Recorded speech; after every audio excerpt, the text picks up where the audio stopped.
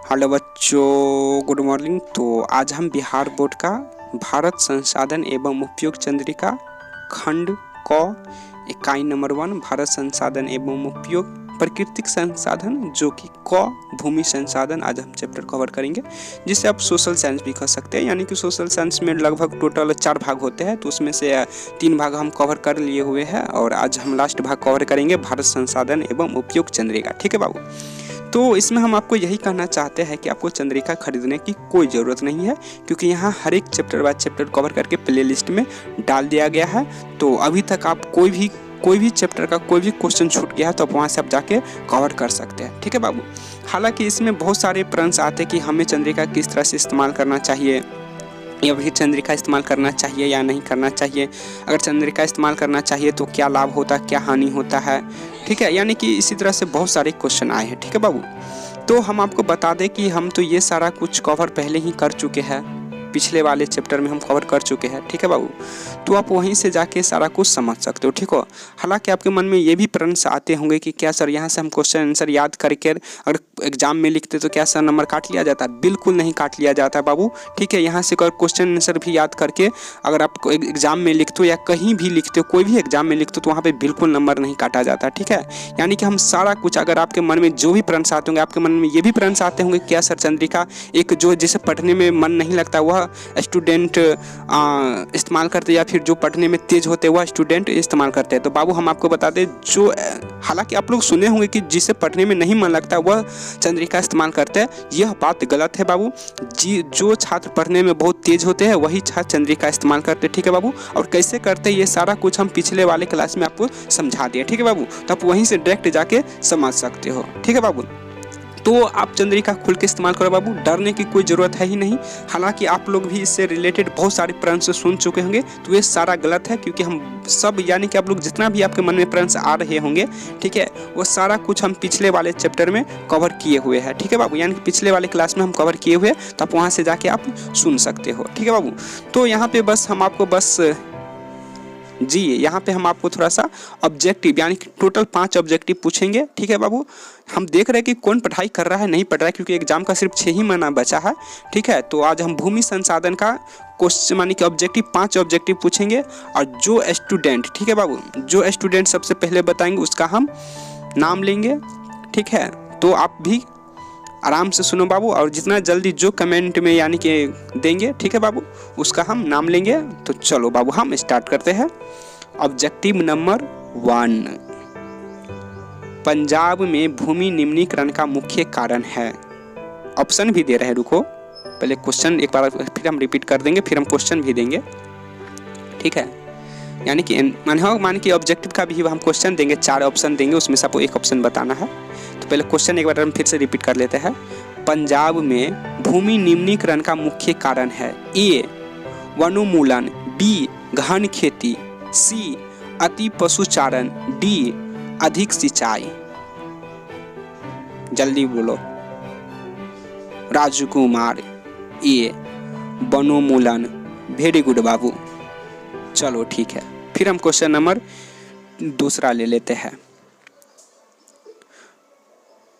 मेढक के प्रजनन को नष्ट करने वाला रसायन कौन है?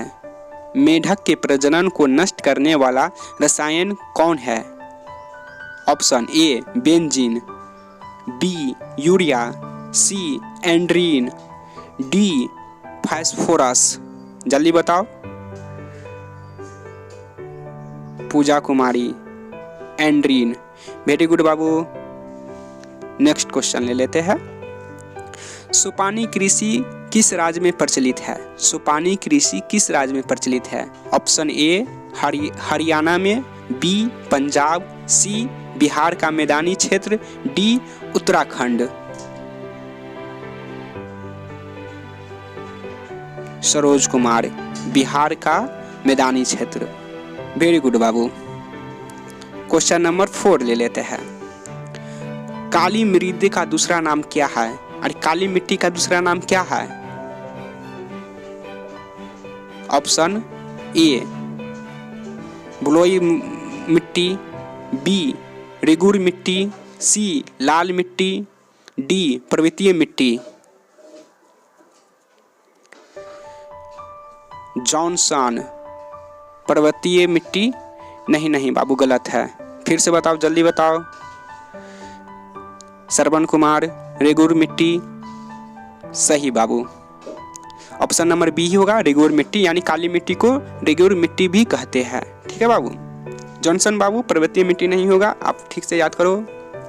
चलो फिर हम आगे लेते हैं लास्ट क्वेश्चन, क्वेश्चन नंबर 5। मरुस्थलीय मृदा का विस्तार निम्न में से कहाँ है? मरुस्थलीय मृदा का विस्तार निम्न में से कहाँ है? ए उत्तर प्रदेश, बी राजस्थान, सी कर्नाटक, डी महाराष्ट्र। जल्दी बताओ। फूल कुमारी, बी राजस्थान।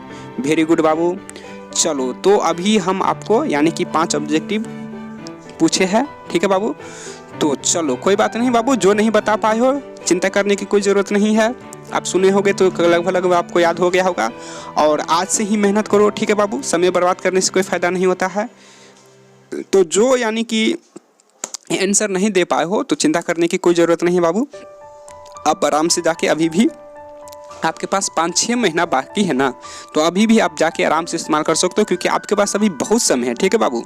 देखो अब यही समय तुम कल कल कल कल करते, यानी कि अगला सप्ताह से स्टार्ट करेंगे पढ़ाई, फिर अगला सप्ताह से करेंगे पढ़ाई, यानी कि आपको, यानी कि यहाँ से आप एक तरह से बुझ लो बाबू, आपके लिए एक एक दिन यानी कि एक एक घंटा भी आपके लिए जो बिता रहे हो इधर उधर करके, तो यह आपके लिए हानिकारक सिद्ध हो सकता है। ठीक है बाबू, क्योंकि यह समय आपका गोल्डन समय है। ठीक है बाबू। तो फिर गोल्डन समय है, तो अगर आप एक तरह से बुझो कि गोल्डन समय अगर आप बर्बाद करते हो तो फिर घाटा तो आपको ही होगा। देखो बाबू, हम तो सिर्फ आपको समझा सकते हैं। ठीक है। फिर जैसे कि आप लोग भी सुन लेते हो, फिर उसके बाद थोड़ा देर के लिए जैसे लगता है कि कल से पढ़ना स्टार्ट जरूर कर देंगे, लेकिन नहीं पढ़ते हो, फिर अचानक फिर अपने ही एक तरह से इधर सुधर करना शुरू कर देते हो। ठीक हो। तो हम आपको बस इसमें यही कहना चाहेंगे, क्योंकि बाबू देखो, इतिहास रचना है तो फिर मेहनत करना पड़ता है। ठीक है बाबू। वैसे ही इतिहास नहीं रचा जाता है जैसे कि तुम लोग सोच रहे हो। ठीक है। या फिर गोल, जैसे कि आप लोग भी गोल अचीव किए हो, जैसे कि आप लोग भी गोल अचीव अभी किए होंगे कि हमें सर 350 नंबर प्राप्त करेंगे, 400 नंबर प्राप्त करेंगे, या फिर 450 नंबर के आसपास ला लेंगे, या फिर फर्स्ट डिवीजन करेंगे, यानी कि आप अपने हिसाब से जो भी टारगेट किए हो नंबर, तो I am so proud of you, क्योंकि तुम ला सकते हो बाबू, तभी तुम गोल एक तरह से बुझो कि टारगेट किए हो। ठीक हो। यानी बहुत सारे स्टूडेंट को तो ये भी नहीं मालूम रहता कि हम कितना नंबर के आसपास लाएंगे, वो सिर्फ पढ़ते रहते हैं, उसको यार सेकेंड डिवीजन चाहिए, थर्ड डिवीजन, सब कुछ में खुश रहता है। और ऐसे स्टूडेंट मालूम, उसका यानी कि जीवन में कोई लक्ष्य ही नहीं होता है, वो सिर्फ इंटरटेनमेंट के लिए पढ़ते हैं, और इंटरटेनमेंट के साथ अपना भी मालूम है ना, एंटरटेनमेंट के साथ फिर वो अपने समाप्त भी हो जाते पढ़ाई से। एक तरह से जो कि क्लास 10th 11th 12th करने के बाद फिर वो बाहर चले जाते कमाने के लिए, जैसे कि आप लोग अपने अगल बगल पड़ोसी में, गांव घर में देखते ही होंगे। लेकिन बाबू, आप जब अपना एक लक्ष्य रखे हो कि हमें 350 नंबर, 400 नंबर, या वाट एवर जो भी नंबर आप तय किए हो, तो आप जरूर ला सकते हो, बशर्ते इसमें आप सिर्फ जो अपने गोल बनाए हो, यानी कि जो इसमें आपका गोल्डन समय है, वही गोल्डन समय में गोल अचीव करने के लिए आपको मेहनत करना होगा। जिस तरह से आप 350 नंबर, 400 नंबर के आसपास अपना गोल अचीव किए हो, उसके हिसाब से आपको मेहनत करना पड़ेगा, और 7-7 घंटा, 8-8 घंटा, 10-10 घंटा पढ़ाई करना पड़ेगा। जी हाँ। अरे बाबू, हम तुमको बता देते हैं कि 24 घंटा में तुम 10 घंटा 8 घंटा नहीं पढ़ोगे तो क्या पढ़ोगे? तुम ही बताओ। तुम इतना महान लक्ष्य लेकर चलते हो, इतना महान लक्ष्य लेकर चलते हो कि हमको ये करना है, वो करना है, ये करना है, तुम कितना सपना सजाए होगे, फिर तुम यही पीछे हट रहे बाबू, तो फिर कैसे होगा? तुम ही बताओ। तो कम से कम तुमको यानी कि मेहनत करना ही होगा। अगर तुम अभी तक इंटरटेनमेंट कर रहे हो बैट बॉल में, फिर यार किसी लड़की या लड़का के चक्कर में अगर तुम अपना ज़िंदगी बर्बाद कर रहे हो, फिर प्यार मोहब्बत कुछ नहीं होता। हाल में ही तुम सुन रहे हो ना, माने कि एक जो लड़की थी, माने कि आज़ादी, माने कि जब से भारत आज़ाद हुआ है, यानी कि वो पहला लड़की, उसको फांसी की सज़ा मिला। क्या है मिला? प्यार के चक्कर में अपने घर वाले को, कम से कम 7 से 8 आदमी को कुल्हाड़ी से साथ कत्ल कर दिया था। ठीक है। उसके जुर्म में यह शायद 15 अप्रैल 2008 के आसपास की घटना है। तो आज इधर माने कि 2021 में जाके उसको फांसी की सज़ा सुनाया गया। ठीक है बाबू। तो यानी कि प्यार मोहब्बत क्या ऐसा ही प्यार होता है, कुछ नहीं होता बाबू। प्यार में मत पड़ो, अगर आपका कैरियर समाप्त हो जाएगा बाबू, मालूम है, प्यार वार के चक्कर में। फिर बाद में क्या होता है ना, प्यार रह जाता है, नहीं तुम्हारा क्लास में जो सपना, जो आपका गोल अचीव होता है, वो भी नहीं हो पाता है, नहीं प्यार साथ में रह जाता है। तो ये सब एक तरह से बुझो कि धोखाधड़ी कुछ नहीं है, ये सब एक तरह से बुझो कि इसमें हम क्या बताएं बाबू, बताओ। इसमें हम कुछ कहना भी नहीं चाहते हैं, ठीक है। और आप लोग भी समझदार हो तो प्यार वार के छोड़ो बाबू, ठीक है। अगर आप एक बार गोल अचीव कर ले तो गोल अचीव करने के बाद फिर प्यार करो ना बाबू, फिर देखो उसमें कितना मज़ा होता है। लेकिन अभी एक तरह से वो जो तुम प्यार कर रहे हो तो ये प्यार त्यार कुछ नहीं है, एक हार्मोन लोचा इसे कहते हैं, ठीक है। हार्मोन तुम्हारे ऊपर उत्पन्न होता है, उसके कारण तुम इधर से उधर डिस्टर्ब हो रहा है, ठीक है बाबू। तो इसमें हम बस इतना ही रहने देते हैं, और चंद्रिका आप आराम से इस्तेमाल कर सकते हो बाबू, ठीक है। और प्यार त्यार की गोली मारो, ठीक है, ये सब कुछ नहीं बहाना है, ठीक है बाबू। और अपने गोल्डन समय को ठीक से इस्तेमाल करो, क्योंकि जिस तरह से आप गोल अचीव किए हो उसके हिसाब से आप मेहनत करो, ठीक है बाबू। तो चलो बाबू, अब हम इतने ही रहने देते हैं, और आप लोग भी समझदार हैं तो सब कुछ समझ ही गए होंगे। तो फिर अभी हमें आप जाने की इजाज़त दो, तो फिर मिलते हैं हम नेक्स्ट क्लास में। जब तक के लिए जय हिंद, वंदे मातरम, भारत माता की जय।